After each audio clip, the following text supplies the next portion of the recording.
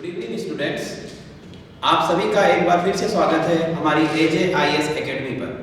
मैं हूं पवन धनकर, आपका साइंस टीचर, और आज हम लोग बात करने वाले हैं। कल जो हमने टॉपिक कवर किया था एनर्जी सोर्सेज के ऊपर, तो एनर्जी सोर्सेज में हमारा कन्वेंशनल एनर्जी सोर्सेज कंप्लीट हो गया था। मतलब परंपरागत जो ऊर्जा के स्रोत थे वो पूर्ण हो गए थे।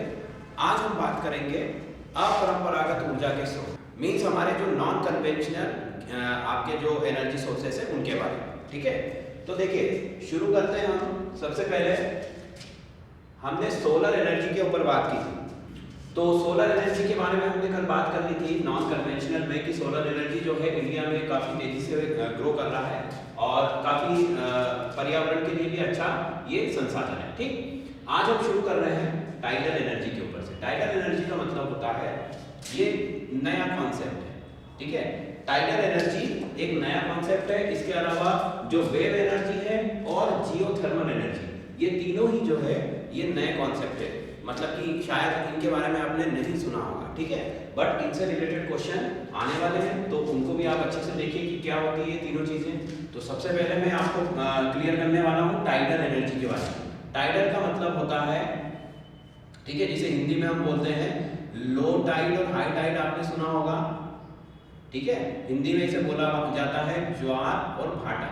ठीक है, ज्वार और भाटा मींस समुद्र का पानी। हमें पता है कि जो चंद्रमा है हमारा, ठीक है, वो अर्थ के ऑर्बिट, अर्थ का जो सी वाटर है, ठीक है, ये आपका मून है मान लीजिए। तो ये मून की जो ग्रेविटी होती है, मून का गुरुत्वाकर्षण का जो बल है, हमारी पृथ्वी के समुद्र का जो जल है उसको अपनी ओर आकर्षित करता है। ठीक है, और इसीलिए ज्वार और भाटा आते हैं। ज्वार का मतलब होता है, ज्वार भाटा का मतलब समुद्र के पानी का ऊपर और नीचे चढ़ना। ऊपर नीचे इन द सेंस कि किसी प्लेस पर, ठीक है, मान लीजिए आपका कोई प्लेस है, तो समुद्र उससे 1-2 घंटे के बाद वहां पर उस पूरी जगह पर पानी भर जाता है। जैसे कि मान लीजिए कि ये आपका सी है, ठीक है, ये आपका सी है और ये आपका सूखा प्लेस है। ठीक है, तो अब थोड़ी देर में क्या होता है कि 1 या 2 घंटे के अंदर या 3 घंटे के अंदर या अलग अलग टाइमिंग के हिसाब से अलग अलग जगहों पर ये अलग अलग टाइमिंग पर होता है। ठीक है, तो होता क्या है कि समुद्र का पानी यहाँ पर चढ़ने लगता है, अपने आप यहाँ पर भर जाता है। मतलब अगर आप यहाँ 2 या 3 घंटे के बाद जाओगे तो पानी का जो स्तर है वो आपको इस तरह से भरा हुआ दिखाई देगा। ठीक है, फिर अगले 2-3 घंटे बाद आप जाओगे तो पानी का स्तर क्या हो जाएगा, वापस से कम हो जाएगा, पानी वापस नीचे उतर जाएगा। और ये सारी जो प्रक्रिया है, ठीक है, ये देखिए, ये अगले 2-3 घंटे में पानी वापस नीचे उतर गया। तो ये जो प्रक्रिया है समुद्र के पानी का ऊपर चढ़ना, ठीक है, और फिर वापस नीचे उतर जाना, अपने आप ये चीजें हो रही है। देखिए लहरों का आना अलग चीज है। जो वेव होती है, जो लहरें होती है, वो जब भी आती हैं तो उनसे हम वेव एनर्जी बनाएंगे, वो अलग चीज है। बट यहाँ पर समुद्र के पानी का किसी स्थान विशेष पर ऐसा हर जगह नहीं होता है। पहली चीज, लहरें हर जगह की, कोई भी समुद्र का तट हो वहां पर लहरें होंगी, बट जो टाइडल है, जो ज्वार भाटा है, वो हर जगह पर नहीं आता है। पहली चीज, तो इसके लिए हमें क्या करना पड़ेगा कि स्पेसिफिक जो प्लेस है उसको सेलेक्ट करना पड़ेगा, एक विशिष्ट स्थान का चयन करना पड़ेगा।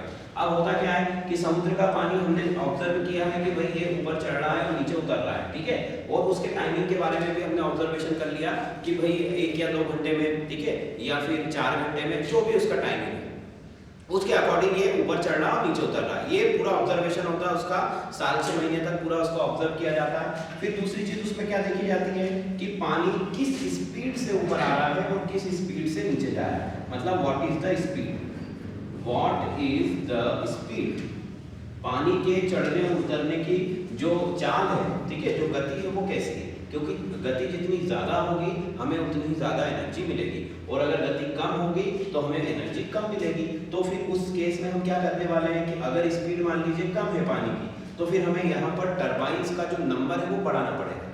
भाई अगर ज़्यादा स्पीड है तो हम 1 टरबाइन लगा देंगे, तो उसी से उतनी इलेक्ट्रिसिटी प्रोड्यूस हो जाएगी।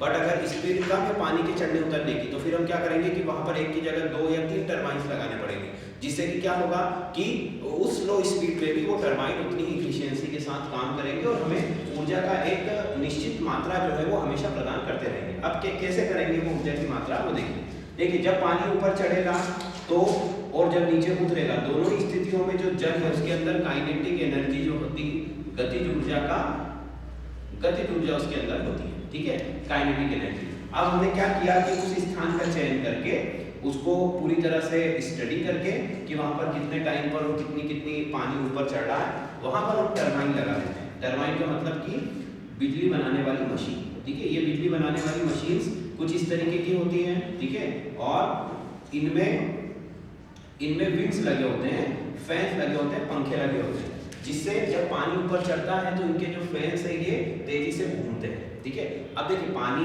के ऊपर आने की और नीचे जाने की जो स्पीड है वो ज़्यादा तेज तो होगी नहीं, ठीक है। तो फिर हमें क्या करना होगा कि हमें यहाँ पर कुछ ऐसा मैकेनिज्म बनाना होगा जिससे उस वाटर के स्पीड में भी जो हमारा टरबाइन है वो हाई स्पीड से घूमता है, ठीक है। यहाँ पर कुछ इंजीनियरिंग के स्टूडेंट्स भी होंगे जरूर, तो उन्हें पता होगा कि गियर का जो कॉम्बिनेशन होता है, ठीक है, कि अगर हम बड़े गियर से छोटे गियर को घुमाते हैं तो आरपीएम बढ़ जाता है, ठीक है। मान लीजिए एक बड़ा व्हील है और एक ये छोटा व्हील है, ठीक है। अगर ये दोनों एक दूसरे से कांटेक्ट में, एक दूसरे से टच में है, और अगर ये बड़ा व्हील को अगर हम घुमा रहे हैं और वो एक राउंड भी अगर घूमता है पूरा यहाँ तक, तो ये जो छोटा व्हील है ये कई सारे राउंड घूम जाता है। मतलब कि आरपीएम अगर हमें बढ़ाना है तो हमें क्या करना पड़ेगा, हमें बड़े व्हील मतलब बड़ा गियर और छोटे गियर इनका जो कॉम्बिनेशन है वो इस मशीन के अंदर होता है, ताकि स्लो पानी तो स्लो जो उसकी स्पीड है उसी स्पीड में चढ़ रहा है, बट क्या हो रहा है कि पानी जैसे ऊपर चढ़ता है तो उसी स्पीड में जो हमारा ब्लेड है, जो हमारे फैंस है, ठीक है, वो कॉइल को बहुत तेजी से घुमाते हैं, बहुत ही तेजी से वो आरपीएम मतलब आरपीएम जो है उसका हम बढ़ा देते हैं। किसके थ्रू? गियर कॉम्बिनेशन के थ्रू, ठीक है। तो गियर कॉम्बिनेशन के थ्रू हमने आरपीएम बढ़ा दिया। अब आरपीएम हमें जितना भी चाहिए उस जगह से हम जितनी भी एनर्जी जो है वो ऊर्जा का उत्पादन जितना भी कर सकते हैं पानी की शक्ति से मैक्सिमम, उस हिसाब से हम इसको सेट कर देते हैं। अब क्या होगा, पानी ऊपर आएगा, इसको घुमाएगा, और जब वो नीचे उतरेगा तब भी इसको घुमाता हुआ ही नीचे जाएगा, मतलब क्लॉकवाइज या फिर एंटी क्लॉकवाइज, दोनों ही स्थितियों में यहाँ पर ऊर्जा का उत्पादन होगा। क्योंकि हमारा जो बेसिक प्रिंसिपल है वो क्या है कि ये जो कॉपर की कॉइल है उसको घूमना चाहिए। कॉपर की कॉइल अगर घूमेगी, टरबाइन की अगर जो कॉइल है वो घूमेगी तो ऑब्वियसली इलेक्ट्रिक करंट जनरेट होगा। तो वो क्लॉकवाइज घूमे चाहे एंटी क्लॉकवाइज घूमे, दोनों ही स्थितियों में यहाँ पर जो है विद्युत धारा उत्पन्न होगी। और इस तरह से हम टाइडल एनर्जी से, मतलब लो टाइड और हाई टाइड, ज्वार और भाटा की शक्ति से हम क्या कर सकते हैं, बिजली को बना सकते हैं। पर इसमें लिमिटेशंस क्या क्या है कि भाई इसमें पहला लिमिटेशन तो ये है कि यहाँ पर हर जगह ज्वार भाटा नहीं आता है, मतलब कि जो लो टाइड हाई टाइड है वो हर जगह नहीं आती है। दूसरी चीज कि उस स्पेसिफिक प्लेस को सेलेक्ट करना होगा, वहां पर पूरा ऑब्जर्वेशन करना होगा, और उससे उतनी ज्यादा इलेक्ट्रिसिटी जनरेट नहीं हो सकती है जो दूसरे परंपरागत साधनों से या अपरंपरागत साधनों से होती है, ठीक है। हालांकि अब ये किन चीजों में काम आ सकती है, ये आसपास के जो हमारी समुद्र की तट रेखा है या जहाँ पर भी ये ज्वार भाटा आता है उस एरिया में थोड़ा बहुत जो है इलेक्ट्रिसिटी का जो प्रोडक्शन है उसमें सपोर्ट कर सकता है, उसमें जो है थोड़ी सी मदद कर सकता है, बट इस पर हम डिपेंड नहीं हो सकते हैं, ठीक है, पहली चीज। अच्छा, फिर इसमें एक और तरीके से एनर्जी का प्रोडक्शन होता है, ये तो एक चीज बता दी मैंने। अब क्या होता है कि पानी के चढ़ने और उतरने से यहाँ पर बिजली बनाई जा रही है, और बिजली जो है यहाँ पर जो बन रही है इसमें एक और तरीके से बिजली बनाई जाती है। देखिए क्या करते हैं वो कि जैसे ये हमारा सी का लेवल है और ये पानी है, अब ये पानी जैसे जैसे ऊपर चढ़ेगा यहाँ से, ठीक है, ये इस तरीके से, तो वो यहाँ पर एक चेम्बर बना दिया जाता है यहाँ पर इस तरीके से, ठीक है। मतलब यहाँ से तो ओपन रहेगा, इधर तो पीछे तो पूरा सी है आपका, तो जब सी वाटर ऊपर आएगा, ठीक है, मतलब जब हाई टाइड आएगी, जब आपका जो है ज्वार चढ़ेगा तो क्या होगा, ये पूरा चेम्बर बना हुआ है कंक्रीट का, ठीक। अब इसके अंदर जो है यहाँ पर टरबाइन फिट कर दी है, ठीक है, यहाँ पर टरबाइन फिट कर दी है जो इस पानी को क्या करेगी, घुमाएगी, मतलब टरबाइन पानी जो है टरबाइन को घुमाएगा और उतरते समय, ठीक है, उतरते समय भी वापस वो उसे जो है फ्लो करता हुआ यहाँ पर नीचे उतर जाए। अब इसको चेम्बर बनाने का क्या फायदा होगा, ओपन एरिया में भी हम कर रहे थे, चेम्बर बनाने का ये फायदा है कि चेम्बर का जो डिजाइन होता है वो इस तरीके से होता है कि पानी के लौटते समय उसकी गति को बढ़ा देता है, ठीक है, पानी के लौटते समय उसकी गति को बढ़ा देता है, जिसकी वजह से आरपीएम थोड़ा सा और बढ़ जाता है और हमें इलेक्ट्रिसिटी का प्रोडक्शन थोड़ा सा ज्यादा मिल जाता है, ठीक है। इसलिए चेम्बर बनाकर भी इस तरह से करते हैं और ओपन फील्ड में भी कर सकते हैं। तो ये हमारा टाइडल एनर्जी है, ठीक है। और टाइडल एनर्जी जो है ये पहला जो हमारा प्लांट है गुजरात में बनने वाला है। अभी एक भी प्लांट इंडिया के अंदर ये काम नहीं कर रहा है, हालांकि विदेशों में ये काम कर रहा है। तो इंडिया के अंदर गुजरात में पहला टाइडल पावर प्लांट जो है 50 मेगावाट का, ये गुजरात सरकार ने इसको मंजूरी दे दी है और उस पर काम चल रहा है, ठीक। तो ये बहुत ही नया कॉन्सेप्ट है और यूज होने वाला है। अब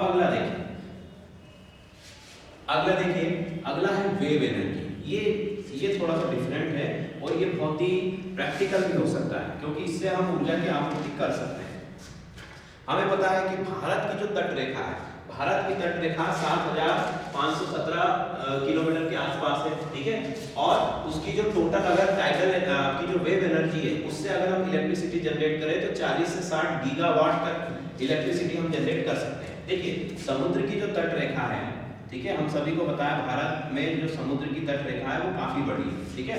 अब बड़ी है तो क्या होगा, समुद्र में मैंने जैसे ही पहले कहा था कि जो वेव होती है वो तो हर जगह पर आती है।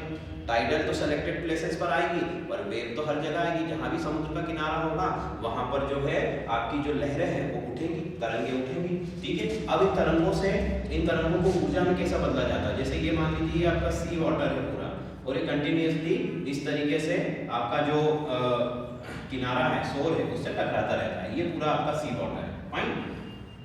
अब देखिए ये कैसे काम कर रहा है, समुद्री जो लहरें हैं उनको हम ऊर्जा में कैसे परिवर्तित कर रहे हैं। समुद्री जो ऊर्जा है लहरों की, उसे एनर्जी में हम इस तरह से परिवर्तित करते हैं कि यहाँ पर जिस भी जगह पर आपको ये प्लांट बनाना है वहां पर हम क्या करते हैं, फ्लोटिंग का मतलब होता है तैरने वाली मशीनें, तैरने वाले उपकरण लगाए जाते हैं इस तरीके से, ठीक है, तैरने वाले उपकरण। उसको मैं अच्छे से आपको डायग्राम बना के बताता हूँ। ये आप समझ गए कि हमारी समुद्र की जो तट रेखा है उसमें कहीं पर भी हम ये प्लांट लगा सकते हैं, ठीक है। और अगर मान लीजिए इसका मैक्सिमम हम कैपेसिटी की बात करें तो 40 से 60 गीगावाट तक हम बिजली बना सकते हैं वेव एनर्जी के थ्रू, ठीक। और तिरुवनंतपुरम में विभिन्नम जो है वो पहला पावर प्लांट है जो कि केरला में है, जो इस वेव एनर्जी के थ्रू चलता है, ठीक है। केरला में पहला पावर प्लांट है जो वेव एनर्जी के थ्रू चलता है, और ये बहुत ही इंपॉर्टेंट चीज है, क्वेश्चन पूछा जा सकता है।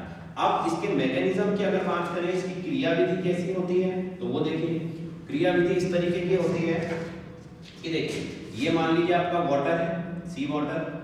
अब ये हमारा बेस है, सॉलिड बेस, जो किनारा है जिससे ये टकरा रहा है। इस किनारे पर हमने क्या किया, इस किनारे पर हमने इस तरीके से, ठीक है, ये एक आर्म लगाई है, ठीक है। आर्म का मतलब एक भुजा है, ठीक है, मेटल की, और उसके लास्ट एंड पर यहाँ पर इस तरीके से एक फ्लोटिंग, ठीक है, तैरने वाला जो है एक गुब्बारा लगा होता है, या यूं कहें कि कोई रबर का या ऐसी कोई भी चीज यहाँ पर लगी होती है जो तैर सके, ठीक है। जनरली यहाँ पर रबर का जो है बॉल या रबर का बहुत बड़ा जो है आपका प्लेट इस तरह से लगाई जाती है ताकि जो तैरने वाली जो डूबे ना पानी के अंदर, ठीक है।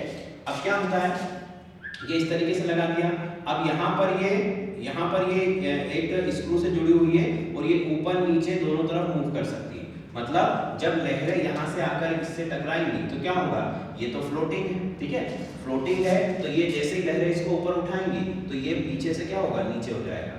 जब लहरें इसे ऊपर उठाएंगी तो ये पीछे से नीचे हो जाएगा, और जब भी लहरें वापस जाएंगी तो ये वापस नीचे होगा, तो ये वाला पोर्शन ऊपर हो जाएगा। कहने का मतलब जैसे वो होता नहीं पार्क में जो बच्चे झूलते हैं झूला इस तरीके से, ठीक है, जैसे बीच में यहाँ पर आपका ये पूरा है, इधर एक बच्चा बैठा हुआ है, इधर दूसरा बच्चा बैठा हुआ, तो वो इस तरीके से झूला झूलते हैं। वैसे ही यहाँ पर भी है कि जब वेव इसको ऊपर उठाएगी तो ये वाला पोर्शन डाउन चला जाएगा, जब ये डाउन जाएगा तो ये अप हो जाएगा। इस तरीके से ये मूवमेंट करता है, ठीक। अब इसके मूवमेंट से क्या होता है, देखो इसके मूवमेंट से क्या हो रहा है कि यहाँ पर, ठीक है, इसके पीछे देखिए इस तरीके से हमने यहाँ पर एक पिस्टन लगाया हुआ है, ठीक है। पिस्टन समझते हैं सभी लोग, ठीक है। ये देखिए ये पिस्टन है और इस पिस्टन से एयर को पंप किया जाता है, ठीक है। ये मैंने बना दिया आपको, ये एयर का ट्यूब चला गया, ठीक। अब देखिए क्या हो रहा है कि इसको मैं पूरा अच्छे से मिटा देता हूँ, ठीक। जैसे आपने इंजेक्शन देखा है, सिरिंज देखी, सभी को कभी न कभी बुखार आया होगा तो लगी होगा इंजेक्शन, तो वो जो इंजेक्शन होता है वो उसी तरीके का पिस्टन है।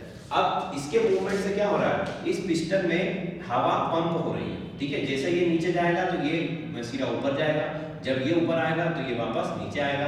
तो इस तरीके से अब लहरें तो लगातार आ रही है, ठीक है, लहरें लगातार इससे टकरा रही है, इसको लगातार ऊपर नीचे उठा रही है। तो इस वजह से क्या होगा कि ये लगातार ऊपर नीचे होता रहता है और जिससे एयर का जो है पंप इसके अंदर चलता रहता है। एयर को ये पंप करता है, ये एयर को पंप कर रहा है। अब एयर पंप होकर कहाँ जा रही है? एयर पंप होकर जा रही है, पंप होकर जा रही है एक कंप्रेसर के अंदर, ठीक है।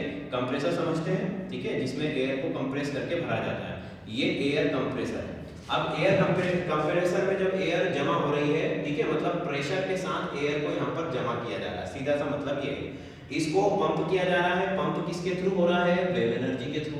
वेव लहरें इसको बार बार ऊपर नीचे कर रही है, जिससे इसके अंदर पंप हो रही है एयर, और एयर पंप होकर कहाँ इकट्ठा हो रही है, एक्यूमुलेट हो रही है इस कंप्रेसर के अंदर, ठीक है। अब कंप्रेसर में जब प्रेशर जनरेट हो जाता है, इनफ प्रेशर जनरेट हो जाता है, देन क्या होता है कि इस कंप्रेसर की जो एयर होती है, जो कंप्रेस्ड एयर है, उसके प्रेशर के थ्रू फिर हम टरबाइन को रोटेट कर लेते हैं, ठीक है। देखो मैंने आपको पहले ही बता दिया था कि इलेक्ट्रिसिटी बनाने का बेसिक प्रिंसिपल क्या है कि टरबाइन को आपको रोटेट करना है। अब टरबाइन को आप किसी भी तरीके से रोटेट करो, बस इन द एंड क्या होना चाहिए? टरबाइन रोटेट होना चाहिए। तो यहाँ पर हम किससे रोटेट कर रहे हैं टरबाइन को? कंप्रेस्ड एयर से। और एयर को कंप्रेस्ड कौन कर रहा है? वेव एनर्जी कर रही है। लहरों की जो शक्ति है वो, लहरों की शक्ति यहाँ पर पंप कर रही है एयर को, एयर जा रही कंप्रेसर में लगातार इकट्ठा हो रही है, और फिर यहाँ पर एक बार प्रेशर जब जनरेट हो जाता है, तब उसके बाद में यहाँ से प्रेशर के थ्रू आप टरबाइन को रोटेट करके और आसानी से इलेक्ट्रिसिटी जनरेट कर सकते हो। अब देखिए वेव एनर्जी का जो कॉन्सेप्ट है नया है और साथ ही बहुत ही रिलायबल है और प्रैक्टिकल है, ठीक है, मतलब व्यावहारिक ऐसा हो सकता है और अपार मात्रा में इससे ऊर्जा उत्पन्न हो सकती है। क्यों? क्योंकि लहरों की कोई कमी नहीं है, भारत में समुद्री तट रेखा की भी कोई कमी नहीं है, और सबसे बड़ी बात कि ये भी कैसा है? पर्यावरण को नुकसान ना पहुंचाने वाला, ठीक है, मतलब पर्यावरण के लिए पूरी तरह कैसा है? एक तरह से पर्यावरण को एक सपोर्ट करने वाला सिस्टम है। मतलब यहाँ पर कोई भी प्रदूषण नहीं फैल रहा, कोई भी पॉल्यूशन नहीं फैल रहा, जो कि परंपरागत साधनों में बहुत ज्यादा होता है, ठीक। तो ये इसकी बात है। तो दो तीन चीजें कि पहला तो ये अनलिमिटेड एनर्जी दे सकता है अगर प्लांट लगे तब, ठीक है। दूसरी बात कि यहाँ पर ऐसा भी नहीं है कंटिन्यूअस एनर्जी प्रोवाइड कर सकता है, जैसे पेट्रोल खत्म हो सकता है वैसे ये चीज तो कभी खत्म होने वाली नहीं है। तीसरी चीज कि यहाँ पर जो है पॉल्यूशन फ्री है, एनवायरमेंट इको फ्रेंडली है, मतलब कि आपका जो एनवायरमेंट है, वातावरण है या समुद्री जीव जंतु है, उसको किसी प्रकार का कोई भी नुकसान यहाँ पर वो नहीं पहुंचा रहा है, ठीक है।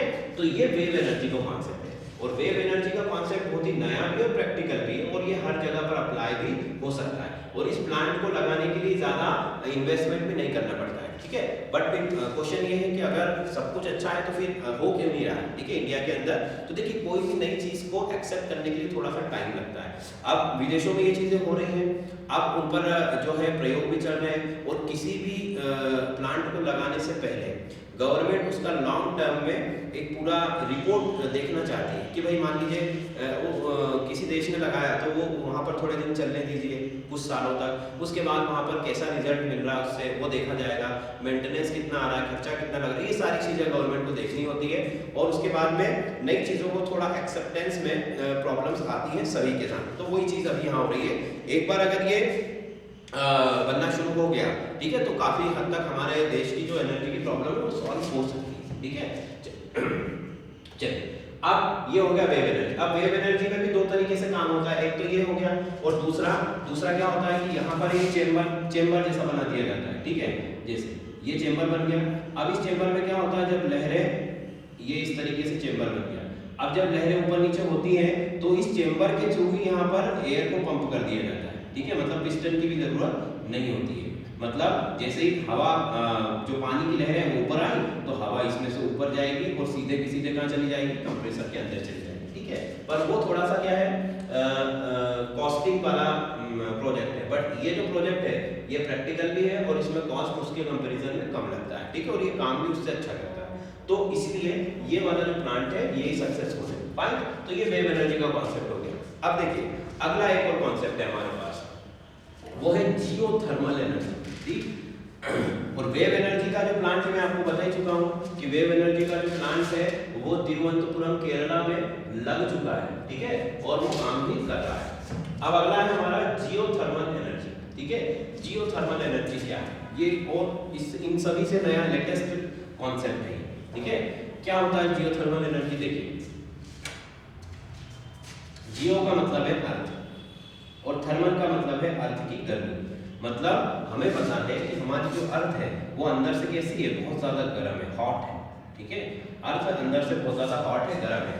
उसके गर्म होने का कारण क्या है? पृथ्वी अंदर से अपने जो केंद्र है, पृथ्वी का जो कोर है वो बहुत ज्यादा गर्म है, सभी को पता है। क्यों गर्म है? क्योंकि वहां पर पिघली हुई धातु है, भारी धातुएं जैसे निकिल है, आयरन है, ये पिघली हुई धातुएं वहां पर जमा है और ये बहुत ही एक तरह से वहां पर बहुत ही हॉट इन्वायरमेंट है। तो थर्मल इन्वायरमेंट वहाँ का हाई टेम्परेचर बहुत ज़्यादा हाई है, क्योंकि वहाँ पर निकल और जो आपका आयरन है, इनके जैसी हैवी मेटल्स जो है वो मोल्टन स्टेट में, मतलब पिघली हुई अवस्था में है। तो आप समझ ही सकते हो कि आयरन का जो मेल्टिंग पॉइंट है वो बहुत ज़्यादा होता है, 1000 से भी ऊपर होता है। मतलब कि अर्थ के कोर का जो टेम्परेचर है वो 1500 के आसपास डिग्री, 1500 से 2000 डिग्री सेल्सियस के आसपास होता है, ठीक है। अब ये इतना गर्म होता क्यों है अंदर से, ठीक है। तो हमें पता है कि जो अर्थ है हमारी, अर्थ इनिशियल टाइम में शुरू में जब बनना शुरू हुई थी तब बहुत ज़्यादा गर्म थी और धीरे धीरे जो है वो इन्वायरमेंट के थ्रू वो क्या हो गई है, धीरे धीरे वो जैसे जैसे समय बीतता गया वैसे वैसे अर्थ धीरे धीरे ठंडी होना शुरू हो गई थी। लाखों करोड़ों अरबों सालों पहले जब पृथ्वी का निर्माण हुआ था तो पृथ्वी बहुत ही गर्म थी, ठीक है। पृथ्वी एक तरह से आप कह सकते हो कि जैसे आज के टाइम में सन है वैसे ही उस समय में जो है अर्थ थी, बिल्कुल आग का गोला, मतलब कि बहुत ज़्यादा गर्म। अब होता क्या है कि उसे ठंडा होने में, मतलब कि आप मान लीजिए कि कम से कम अरबों साल लग गए, खरबों अरबों साल। क्यों लगे इतना ज्यादा समय उसको ठंडा होने में? क्यों लगा अर्थ को? क्योंकि जो स्पेस है भाई, स्पेस में जो है, स्पेस एक इंसुलेटर होता है, मतलब ऊष्मा रोधी होता है। जो अंतरिक्ष है उसमें किसी भी प्रकार की ऊष्मा का संचरण आसानी से नहीं होता है, ठीक है। क्योंकि अगर ऐसा होता भाई, सन की जो एनर्जी है वो हमारे पास आ रही है, वो रेडिएशन के थ्रू आ रही है, मतलब कि उसकी किरणों के द्वारा आ रही है। अगर स्पेस जो है वो इंसुलेटर नहीं होता, मतलब कि वो ऊष्मा रोधी नहीं होता, तो अंतरिक्ष में उपस्थित जितने भी तारे हैं, सूर्य हैं, वो हमें अभी तक क्या कर देते हैं, जला देते हैं। अंतरिक्ष में रोज नए नए विस्फोट होते हैं, कई तारे जो है वो मरते हैं, कई तारों का निर्माण होता है और उनसे निकलने वाली जो अपार ऊर्जा है, ठीक है, उससे किसी भी ग्रह पर जीवन संभव नहीं होता। परंतु जो स्पेस है हमारा वो कैसा है, वो इंसुलेटर है, ऊष्मा रोधी है। मान लीजिए यहाँ पर बहुत ज्यादा ब्लास्ट हो रही है, कोई तारा है, ठीक है, स्टार है, इसमें ब्लास्ट हो रहा है, बहुत एनर्जी निकल रही है, बट वो एनर्जी हमारी अर्थ तक पहुंच ही नहीं पाती है। क्यों नहीं पहुंच पाती है? क्योंकि जो स्पेस है, स्पेस जो है वो इंसुलेटर है, स्पेस जो है वो कैसा है, ऊष्मा रोधी है। तो अर्थ की जो एनर्जी है वो भी बाहर नहीं जा पाई बहुत सालों तक, अरबों सालों तक, और इसीलिए अर्थ को ठंडा होने में बहुत ज्यादा समय लगता है, ठीक है। बट फिर भी अभी भी जो अर्थ है हमारी अंदर से बहुत ज्यादा गर्म है। ऊपर का जो सरफेस है वो तो अब ठंडा हो चुका है, परंतु धरती जो है अंदर से अभी भी गर्म है। अब इसी गर्मी का उपयोग हम किस में कर रहे हैं? इसी गर्मी का उपयोग हम कर रहे हैं जियोथर्मल एनर्जी पावर प्लांट बनाने में। मतलब कि पृथ्वी की गर्मी से हम बिजली का उत्पादन करेंगे। कैसे करेंगे अब उसको समझिए, ठीक है।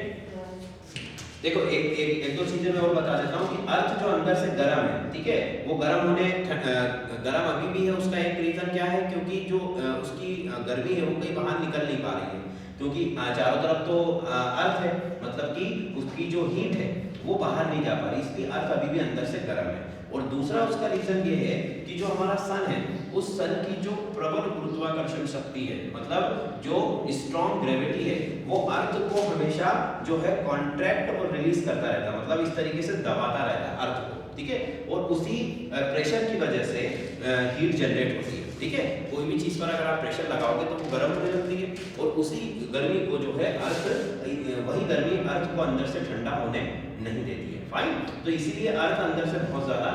अब इस गर्मी की वजह से, ठीक है, इस गर्मी की वजह से क्या है, जैसे मान लीजिए यहाँ पर रॉक्स है, मतलब पत्थर है, ठीक है। अब इन पत्थर को अगर ये जो पिघली हुई मेटल्स है उनके कांटेक्ट में अगर ये पत्थर आ जाते हैं तो वो भी क्या बन जाएंगे, पिघल जाएंगे, मैग्मा बना लेंगे, लावा बना लेंगे, ठीक है। और अगर धरती पर कोई भी दरार है, ठीक है, कोई भी क्रैक्स है, तो उनसे ये मैग्मा जो है बाहर आ जाता है, ठीक है। और इसी को हम बोलते हैं कि वोल्केनोस जो होते हैं हमारे, उनमें भी तो यही होता है।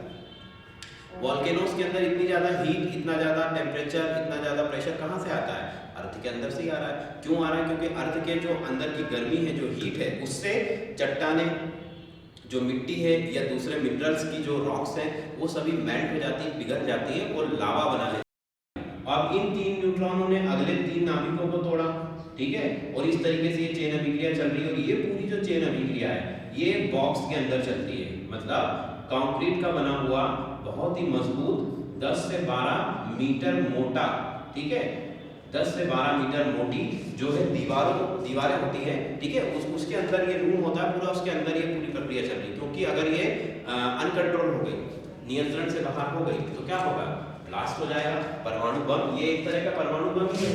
परमाणु बम में क्या होता है, एटम बम में यही अभिक्रिया होती है। अब इस अभिक्रिया को हम कंट्रोल किए हुए हैं, इसीलिए वो हमें ऊर्जा दे रही है। अगर इसी अभिक्रिया को आप छोड़ दीजिए तो वो क्या बन जाएगा, परमाणु बम बन जाएगा। तो इस तरीके से ये चल रही है। अब क्या हो रहा है कि इस कमरे के बाहर, इस रूम के चारों तरफ वाटर का फ्लो हो रहा है, ठीक है, वही सेम चीज, वाटर को इस तरीके से फ्लो कराया जा रहा है। भाई ये कमरा बहुत गर्म हो रहा है, किसकी वजह से, इस चेन अभिक्रिया, चेन रिएक्शन की वजह से।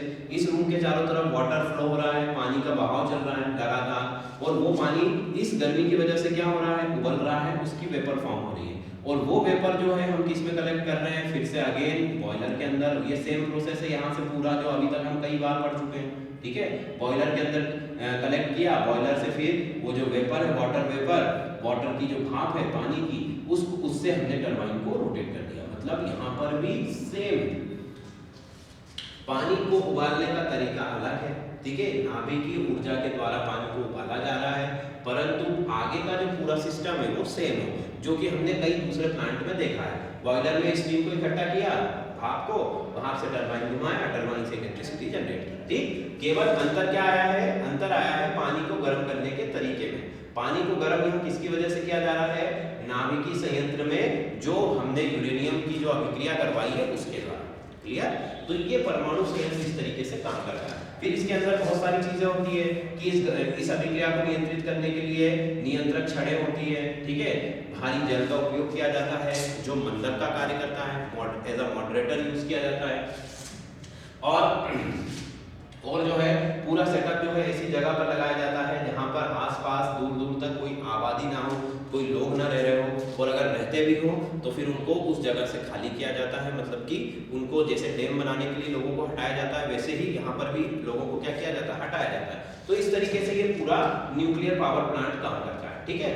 तो ये हो गया नॉन कन्वेंशनल एनर्जी सोर्सेज, अपरंपरागत ऊर्जा के जो है साधन। अब नाभिकीय संयंत्र भी हमारे देश में इलेक्ट्रिसिटी के लिए भी यूज होता है। कई तरीके की आपकी जो सबमरीन से हमारे या मिलिट्री के प्रोजेक्ट है उनमें भी यूज होता है। तो कहने का मतलब कि ये भी एक बहुत ज़्यादा यूजफुल होने वाली टेक्निक है और अभी कुछ सालों से इसका उपयोग हो रहा है, ठीक है। इसीलिए हमने इसे अपरंपरागत साधनों में रखा हुआ है, ठीक है।